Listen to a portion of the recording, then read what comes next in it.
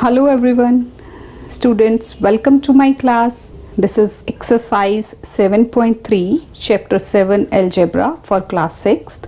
Myself Mrs. Rajni Bhatia. चलिए हम start करते हैं exercise 7.3. Exercise 7.3, pick the algebraic expressions and the arithmetic expressions from the following. Students दोनों में फ़र्क देखिए. एल्जेब्रिक एक्सप्रेशंस वो होते हैं जिनमें हमारे अल्फ़ाबेट्स भी इन्वॉल्व होते हैं, लाइक उसमें A B C P Q L alphabets, English के अल्फ़ाबेट्स ऐड होंगे. और अर्थमेटिक एक्सप्रेशंस वो होते हैं जिनमें खाली नंबर्स हों, जिसमें सिर्फ और सिर्फ नंबर्स हों, वेरिएबल्स ना हों, यानी कि ए बी सी डी ये इंग्लिश के अल्फ़ाबेट्स उसमें नहीं होते. तो देखिए first 2l - 3, this is algebraic expression क्योंकि उसमें l आया है. 5 × 3 + 8 ओनली नंबर्स आर इन्वॉल्व, तो ये हो गया arithmetic expression. This is 6 - 3x, this is algebraic expression because क्यों, रीज़न है कि उसमें x इन्वॉल्व हुआ है. Next is 5l, 5l, l is involve so it is algebraic expression. Next is 2 × 21 - 18 + 9 only numbers he numbers हैं इसमें, तो ये हो गया arithmetic expression. This is 6a/5 + 2, इसमें देखिए a आ गया so it is algebraic expression.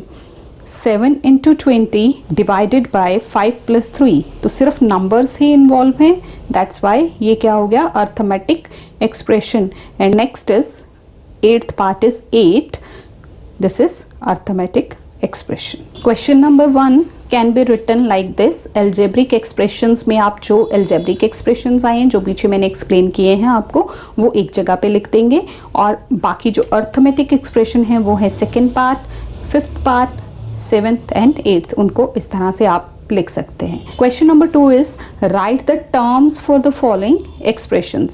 आपके पास बुक होगी, बुक में ये सारे questions given हैं, जस्ट वहाँ से देखिए.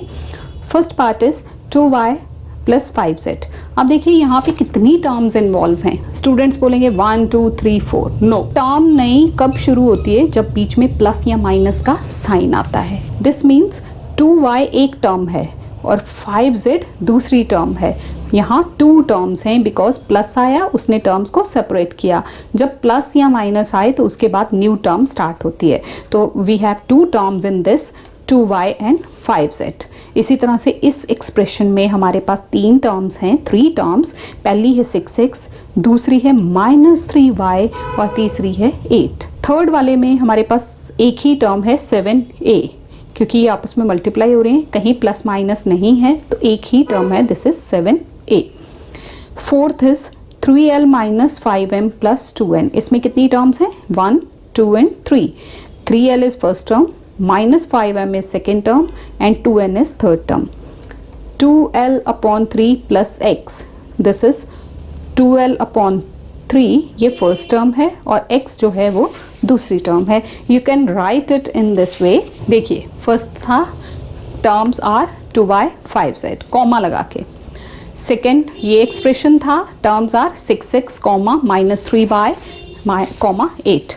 So next is 7a, only one term, 7a. Then fourth 3l - 5m + 2n, terms are 3l - 5m and 2n. Next is 2l/3 + x, terms are 2l/3 and x. So here is question number 3. Tell how the following expressions are formed. आप बताइए कि ये नीचे वाले जो given expressions हैं ये कैसे बने हैं.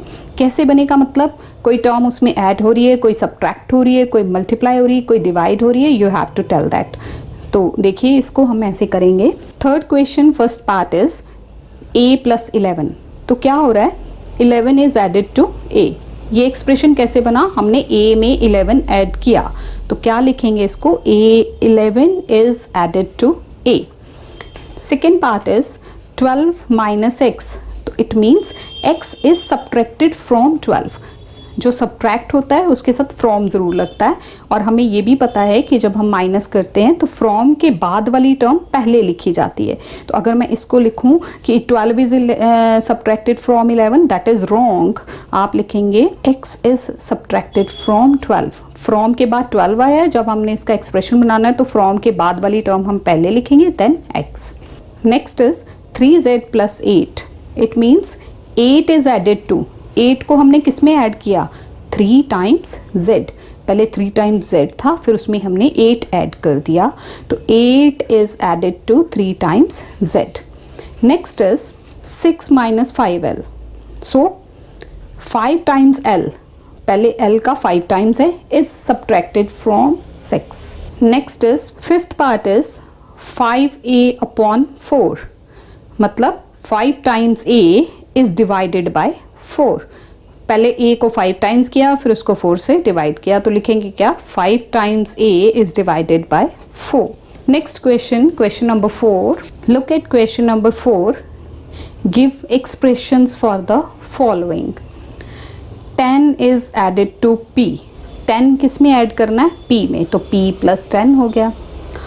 5 इज सब्ट्रैक्टेड फ्रॉम y। मैंने अभी भी बोला कि फ्रॉम के बाद वाली टर्म पहले लिखी जाती है, तो y - 5। सब्ट्रैक्ट का मतलब होता है माइनस, तो y - 5। d is divided bye 3, तो d is divided bye 3। Next is l is multiplied bye -6, तो दिस इज -6l। मल्टीप्लाई हो तो उसके साइन को लिखते नहीं, इसके बीच में कोई साइन नहीं है, तो इट मीन्स मल्टीप्लाई। -6 किससे मल्टीप्लाई हो रहा है, l से, तो l is multiplied bye -6। m is subtracted from 1। From 1, तो 1 पहले लिखा जाएगा, सब्ट्रैक्टेड है m, तो 1 - m। 11 is added to 3x। पहले 3x लिखेंगे, उसमें 11 ऐड कर देंगे, तो 3x + 11। Next is y is multiplied by -2। y को हमने किससे मल्टीप्लाई किया, -2 से, and then 2 is added to the result, तो -2y हो गया +2, -2y + 2। Next is c is divided by 5 and 7 is multiplied to the result. पहले c को 5 से डिवाइड किया, फिर रिजल्ट को 7 से मल्टीप्लाई कर दिया, तो this is 7c/5। Next is x is multiplied by 3। x को हमने किससे मल्टीप्लाई किया, 3 से, and then the result is subtracted from y। From y का मतलब y पहले लिखा जाएगा, तो हमारा क्या बन जाएगा ये expression, this is y - 3x। Next is a is added to b and then c is multiplied with the result, और वो a is added to b ये ब्रैकेट में हो गया, जो रिजल्ट आया उसको c से मल्टीप्लाई किया, तो a + b, ब्रैकेट का मतलब भी मल्टीप्लाई होता है, a + b multiplied by c। Next is question number 5। Right the number which is 15 less than y। y से 15 लेस हो वो नंबर लिखिए, तो y - 15। y में से 15 माइनस कर देंगे, आपको वो नंबर लिखना है which is 15 less than y, तो y से 15 को आप माइनस करेंगे, तो answer is y - 15। Question number 6 is right the number which is 3 more than a। a से 3 ज्यादा, तो a + 3। Question number 7 find the number which is 1 more than twice of x। Twice का मतलब 2x, उससे 1 ज्यादा, more than का मतलब होता है प्लस, तो 2x + 1। Next is question number 8 find the number which is 7 less than 5 times y। 7 less than 5 times y, तो सबसे पहले आप y का 5 टाइम्स करिए, 5 multiplied by y that is 5y, और उसमें 7 लेस का मतलब होता है माइनस, तो 5y - 7 is the result, answer. Question number 9 is Somi's present age is a years। Somi की आज की एज क्या है, a years। Express the following in the algebraic form. अब जो आगे रिजल्ट्स दिए हुए हैं उनको एल्जेब्रिक फॉर्म में लिखेंगे, उसकी आज की एज हमें कितनी दी है, a years। So look at these parts. First is her age after 15 years। आज एज कितनी है, a। आज से 15 years बाद कितनी एज होएगी, a + 15। जैसे आपकी आज की एज जो भी है, अगर 15 years बाद पता करनी है तो आज की एज में 15 ऐड कर देंगे। Next is her age 2 years एगो। एगो का मतलब होता है पीछे, 2 साल पहले उसकी क्या एज थी, a - 2, आज की एज में से 2 माइनस करेंगे। Next is if Sumi's father's age is 5 more than twice her present age, express the father's age. अगर हमने उसके फादर की एज को देखना है तो क्या रिलेशन है कि पहले उसकी एज को ट्वाइस करो, तो हमने 2a लिख दिया, फिर 5 मोर देन यानी कि उसमें 5 ईयर्स प्लस करने हैं, 5 प्लस करना है, तो 2a प्लस 5 होगी उसके फादर की age. If Somi's sister is 4 year younger to her, उसकी सिस्टर जो है उससे कितनी यंगर है, यंगर मतलब छोटी, 4 ईयर्स छोटी है, तो सोमी की एज में से 4 ईयर्स माइनस कर देंगे, that is her sister's age. Next is if Somi's mother is 3 less than 3 times her present age, तो express mother's age. Mother's age क्या होगी, पहले उसकी एज को 3 से मल्टीप्लाई करिए, 3a, फिर उसमें से 3 माइनस करिए, बिकॉज क्या लिखा है कि 3 लेस देन, लेस करना है किस में से, सोमी की एज के 3 टाइम्स में से, तो 3a minus 3. This is her mother's age. Next is question number 10. The length of a floor is, floor का मतलब फर्श. The length of a floor is 10 more than twice the breadth. What is the length if the breadth is L metre. Breadth हमें कितनी दी है, L metres, तो उसकी length निकालनी है और रिलेशन दिया है 10 मोर देन 2 टाइम्स. तो यहाँ देखिए, लुक एट दिस, ब्रेड्थ कितनी है, L गिवन है, लेंथ आपको फाइंड आउट करनी है. कैसे, रिलेशन क्या है, पहले ब्रेड्थ को 2 टाइम्स करिए, ट्वाइस करिए, देन उसमें 10 ऐड करिए, तो लेंथ क्या हो जाएगी 12 plus 10. So this is all about this exercise students. Thank you very much for watching this video.